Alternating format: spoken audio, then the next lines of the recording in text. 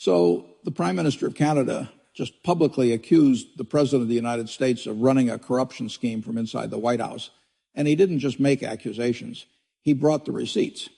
Mark Carney released a 247-page dossier containing internal documents, financial records, classified communications, and testimony from a senior American official that, if verified, would constitute the single largest corruption scandal in modern presidential history. And Warren Buffett, who has never once in his entire career commented on a presidential legal matter, not Watergate, not Iran-Contra, not Clinton's impeachment, not either of Trump's impeachments, not any of the criminal indictments, just broke that rule with a statement so devastating that legal analysts are calling it the most damaging endorsement of a corruption allegation ever made by a private citizen in American history. But here's what makes this worse than the corruption itself. There was a cover-up, not a clumsy, improvised attempt to spin the narrative, a coordinated, systematic effort inside the Trump administration to classify the evidence, reassign the officials who found it, and threaten the Canadian diplomats who reported it. The corruption is the scandal, the cover-up is the crisis.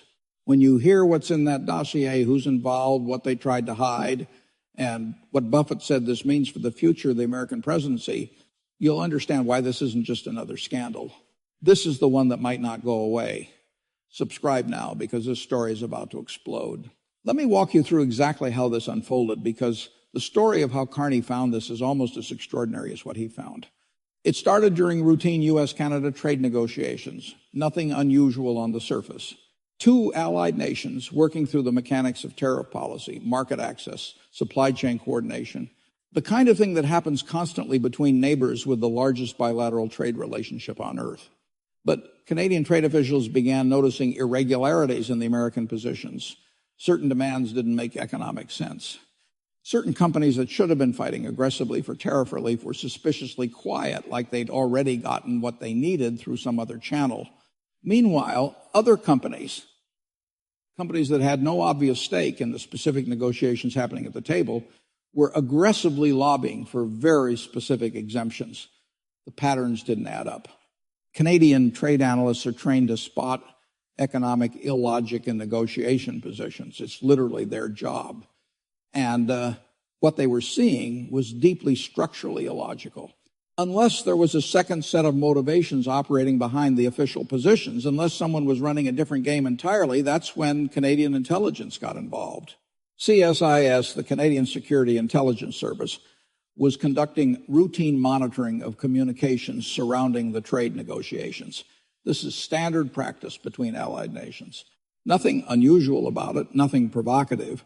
But analysts picked up references to what internal documents called a parallel process, a second track of negotiations happening entirely outside official channels.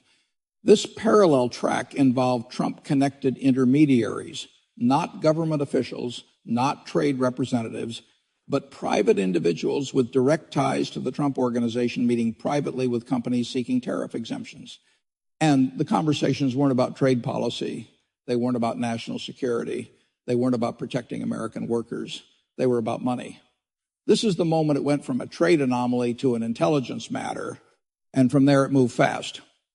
Over the following month, CSIS and the Canadian Foreign Ministry assembled what would become the dossier, 247 pages of documents, financial records, communications, corporate filings, and transaction histories.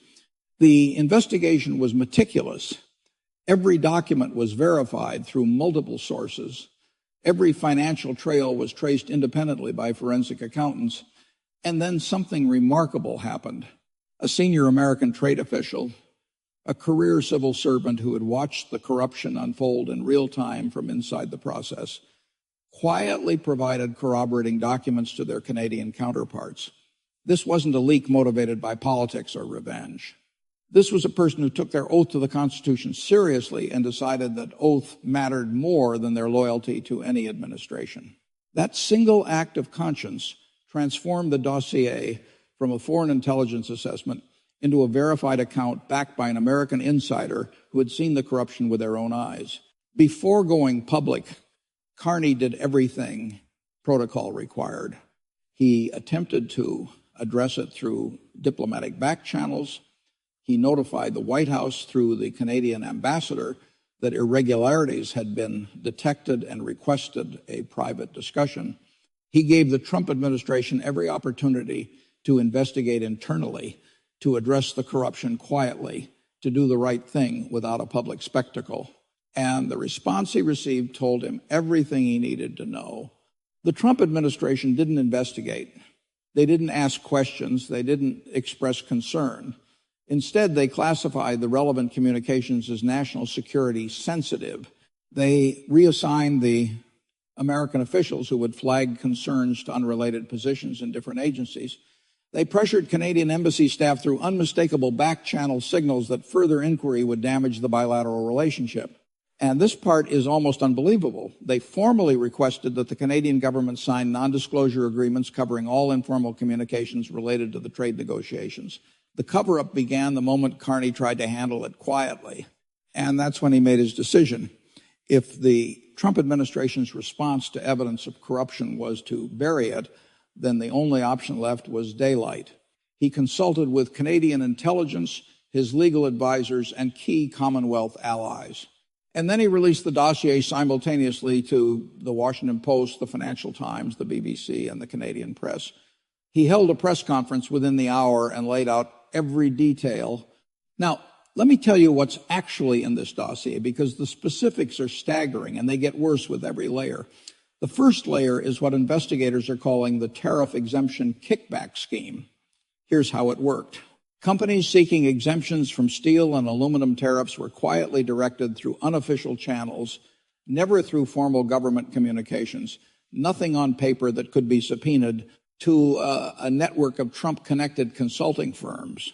These firms charged what they called advisory fees. The fees ranged from 2 to 5% of the projected tariff savings. That might sound like a small number until you realize the tariff savings for major manufacturers ran into the hundreds of millions of dollars. The fees were funneled through a chain of shell companies registered in Delaware and Wyoming, states chosen specifically because their corporate secrecy laws make ownership nearly impossible to trace, but Canadian forensic accountants did trace them.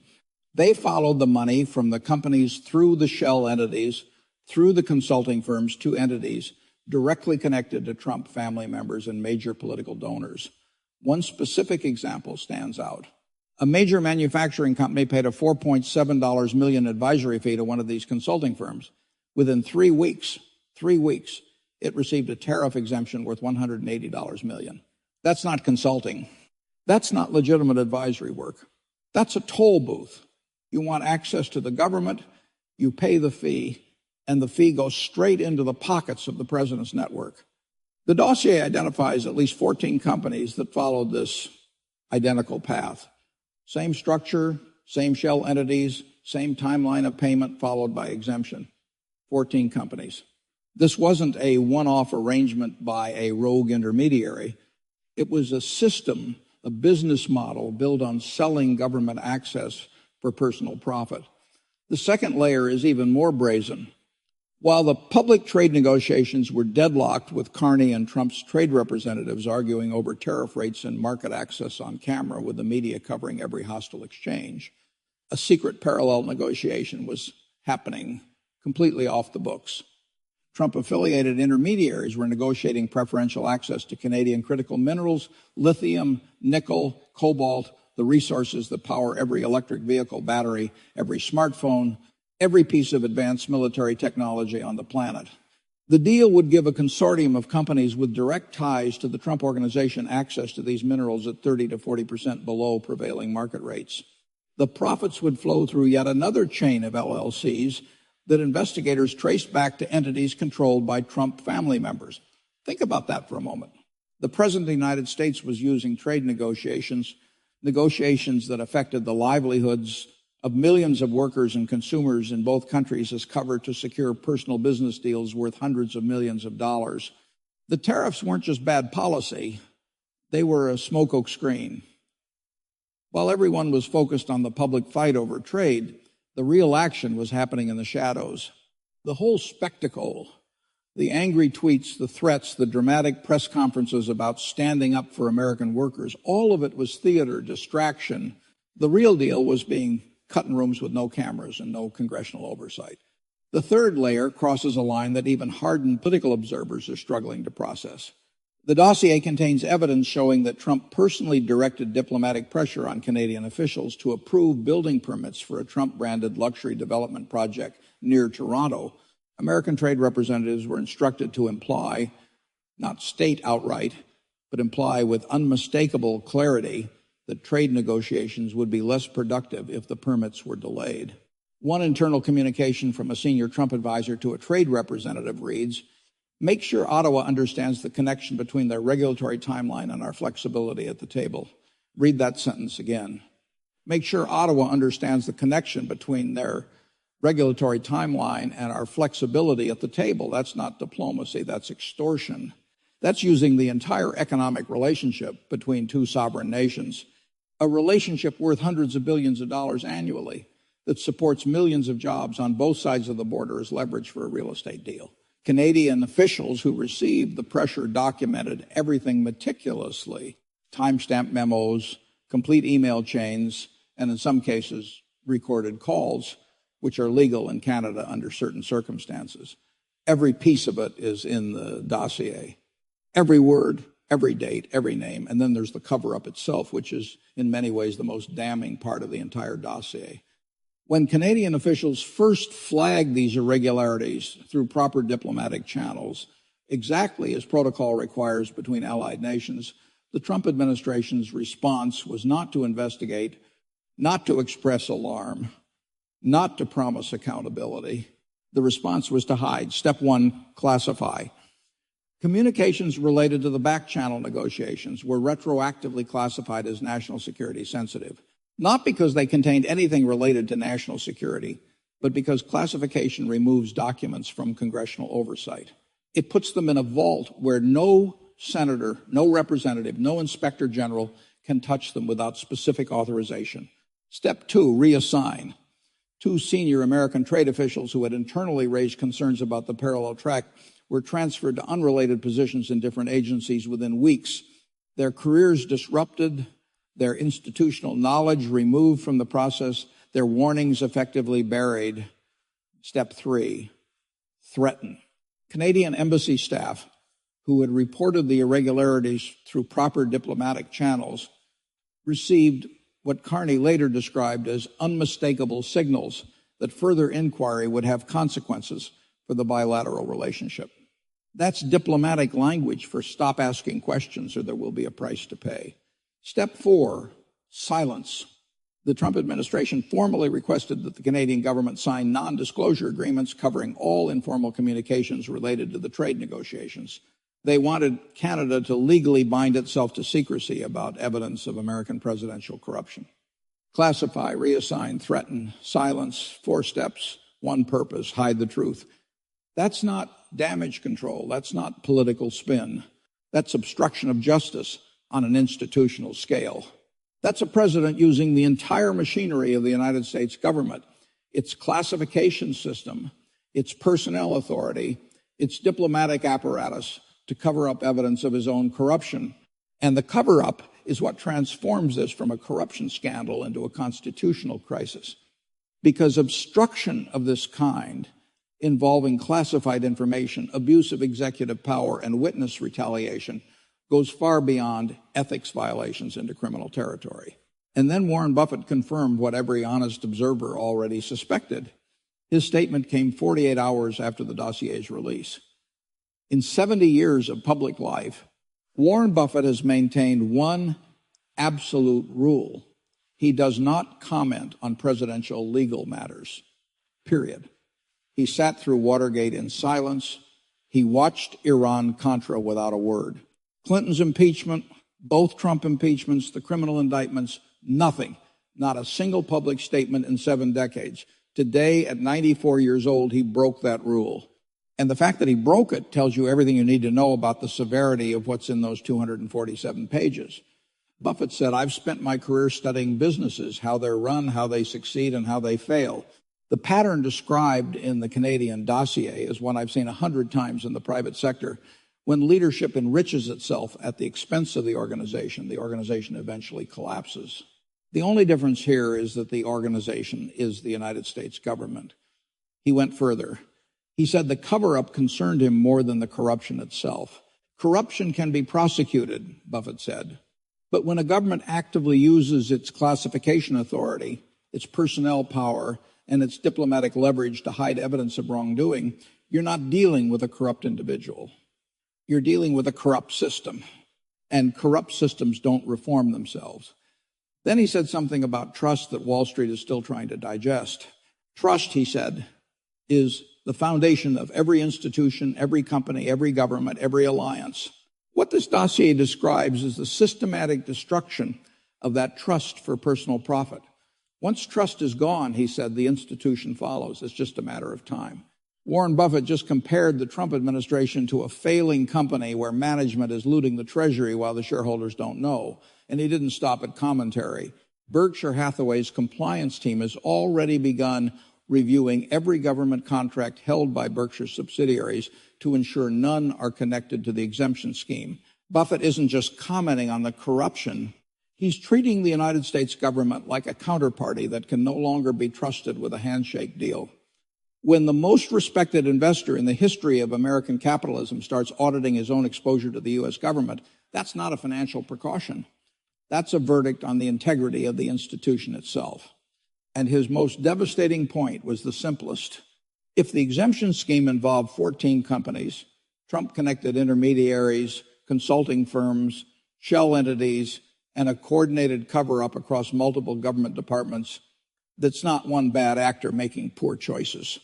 That's a captured institution. One person is a scandal, Buffett said.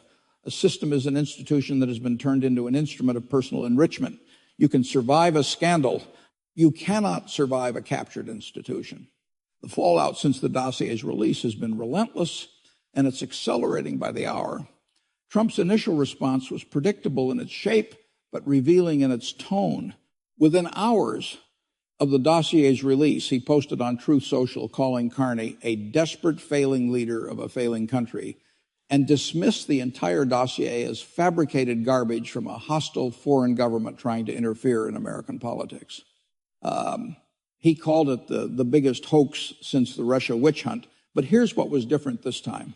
The usual Trump playbook involves attacking the investigators, rallying the base, and drowning the story in noise. This time he also attacked the American insider who cooperated with Canada. He called them a traitor who should be prosecuted for espionage. Think about that. The President of the United States publicly threatened a career civil servant who reported evidence of corruption. That's not defense. That's witness intimidation in real time on a public platform seen by millions. And legal experts immediately pointed out that it could constitute an additional count of obstruction behind the scenes. The reaction was reportedly far more panicked. According to sources inside the White House, emergency meetings ran through the night. Lawyers from multiple firms were brought in. The central question wasn't whether the allegations were true. It was how much of the evidence trail could still be contained. But that question answered itself almost immediately. You can't contain 247 pages that are already sitting on the desks of every major newsroom in the Western world. On Capitol Hill, the reaction split along predictable lines, but with crucial exceptions that matter enormously. Democrats immediately called for a special counsel, subpoenas for every person named in the dossier, and a formal impeachment inquiry. That was expected. What wasn't expected was the Republican response. Several senators who have been reliable Trump defenders for years didn't rush to the cameras to call it a witch hunt. They went quiet. Hours of silence from people who usually respond to any Trump controversy within minutes. And then one by one, 3 of them issued carefully worded statements calling for a full and transparent investigation into the allegations. Watch that language carefully. When political allies switch from witch hunt and hoax to we need to get to the bottom of this, the ground beneath the president is shifting in real time. One senior Republican senator speaking to Politico on background said, "If even half of this is true, we have a constitutional obligation to act. There's no way around it." The Senate Intelligence Committee has already announced a classified briefing to review the dossier's contents with members from both parties confirming attendance. But the most dangerous development for Trump isn't coming from Congress. It's coming from inside his own administration. The senior American official who originally provided documents to Canada was not alone. Within 48 hours of the dossier going public, 2 additional American officials retained attorneys and signaled their willingness to cooperate with investigators. One of the trade officials, who was reassigned, punished essentially for raising concerns about corruption, filed a formal whistleblower complaint with the Inspector General's office. The cover-up created its own enemies. Every person who was reassigned, threatened, or pressured into silence is now a potential witness with a story to tell and a reason to tell it. They watch their careers get destroyed for doing the right thing. Now they have a platform and they're angry. Legal analysts are noting that the NDA demand alone may constitute obstruction of justice because attempting to get a foreign government to sign away its ability to disclose evidence of criminal conduct isn't a confidentiality measure. It's witness tampering on an international scale. The instruments of the cover-up are becoming the evidence of the cover-up. In the corporate world, the 14 companies identified in the exemption scheme are in full crisis mode. Stock prices dropped the morning after the dossier was published. Legal teams were mobilized around the clock. Boards of directors convened emergency sessions because every company that paid an advisory fee to a Trump-connected consulting firm in exchange for a tariff exemption is now potentially exposed to fraud charges, bribery charges, and RICO violations.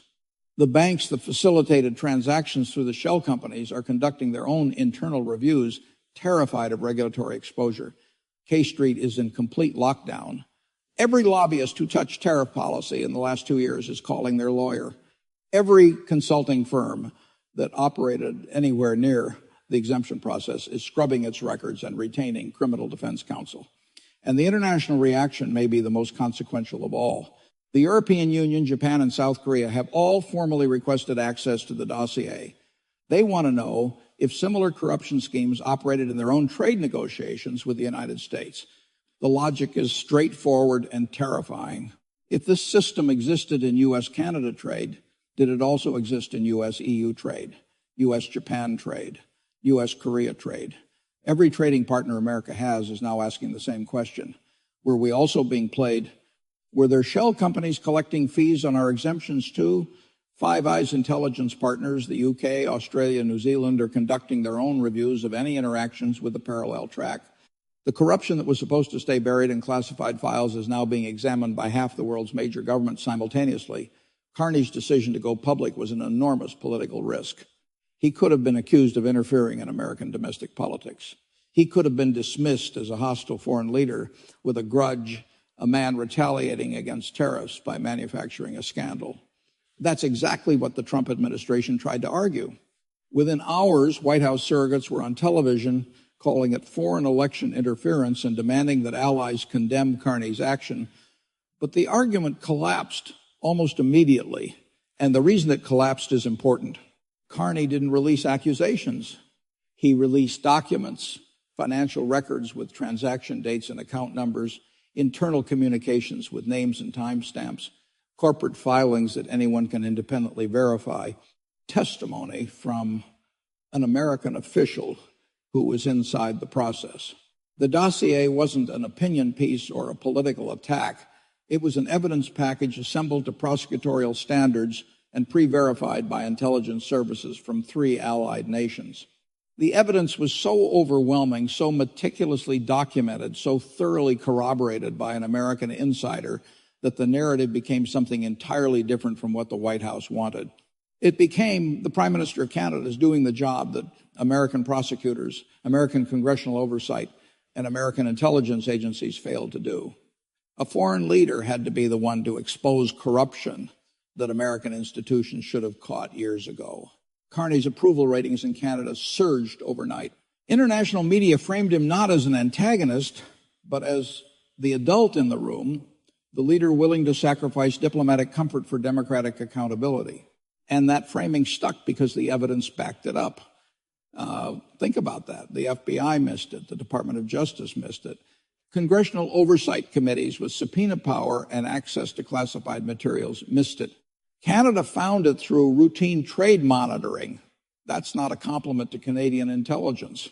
That's an indictment of every American institution that was specifically designed and funded and empowered to prevent exactly this kind of corruption. And that brings us to the question that towers over everything else in this story. Using tariff policy as a personal enrichment vehicle is an abuse of executive power. Using classification authority to hide corruption is an abuse of the national security apparatus. Using personnel reassignment to punish whistleblowers is obstruction. Using diplomatic pressure for private business gain is corruption of foreign policy. Any one of these would be a serious scandal on its own. Together, they describe something much darker. A presidency that has been converted from a public trust into a private enterprise, an office designed to serve 330 million Americans being operated for the financial benefit of one family and their network. The question for Congress is whether this is impeachable. Legal scholars are overwhelming in their assessment. Multiple articles of impeachment could be drafted from the dossier alone. Abuse of power, obstruction of justice, corruption of foreign policy, misuse of classification authority. Any single article would be historically justified. Together, they paint a picture of a presidency that operated as a criminal enterprise with the full apparatus of the federal government as its enforcement arm. But the deeper question goes beyond impeachment. It goes to whether American institutions are even capable of self-correction anymore. The Inspector General system exists specifically to detect waste, fraud, and abuse in the executive branch. Congressional oversight committees have subpoena power and access to classified materials. The FBI has a dedicated public corruption unit with hundreds of agents. The DOJ has entire divisions built to prosecute exactly this kind of conduct. Every single one of them failed to detect a corruption scheme that a foreign intelligence service uncovered through routine trade monitoring. Why? How does every watchdog in the most powerful government on earth miss something this enormous while Canada catches it almost by accident? The answer might be the most disturbing part of the entire story. The classification system designed to protect national security was weaponized to blind the very institutions that should have been investigating. You can't investigate what you can't see. And when the president has the power to classify anything as national security sensitive, he has the power to hide anything from the people whose job it is to find it. The tools of oversight were turned into tools of concealment. The system didn't fail because it was weak. It failed because it was captured. If this goes unpunished, the message echoes forward through every future administration. A president can use trade policy for personal enrichment, can hide the evidence using national security classification, can silence internal dissent through career destruction, can pressure foreign governments into signing NDAs and face no consequences whatsoever. Every future president of either party will know that if you're corrupt enough and powerful enough, the system will bend around you rather than hold you accountable. When a foreign leader has to be the one to expose corruption within your own government, it's already a failure of the institutions designed to protect it. And the human cost is staggering, even if it's buried beneath constitutional arguments. Career civil servants, people who spent decades mastering trade policy, who could have earned triple the salary in the private sector but chose public service out of principle, had their careers destroyed. Their trust in government shattered, their expertise sidelined, not for wrongdoing, but for doing what was right while those above them were doing everything wrong. Many of them may never work in government again. Then there's the collateral damage to ordinary employees and shareholders. Factory workers in Ohio whose company paid $4.7 million for a tariff exemption had no idea bribes were disguised as advisory fees. Shareholders and retirement funds holding stock in those companies are now facing layoffs, financial losses, and reputational fallout for corruption they neither consented to nor benefited from. And the American public, every consumer was paying a hidden corruption tax. Tariffs inflated prices on steel, aluminum, cars, appliances, construction materials, and packaged goods. Meanwhile, exemptions were quietly sold to the highest bidder, with profits funneled through shell companies straight into the pockets of the president's inner circle. Americans were overpaying, unknowingly funding private enrichment under the guise of national security. The damage to America's global reputation may take a generation to repair. The country that preaches transparency, good governance, and anti-corruption standards abroad was running a pay-to-play scheme from its own trade offices. Every time U.S. diplomats lecture other nations on corruption, they will be judged against the 247-page dossier. Every call for accountability will be met with clean your own house first. Decades of moral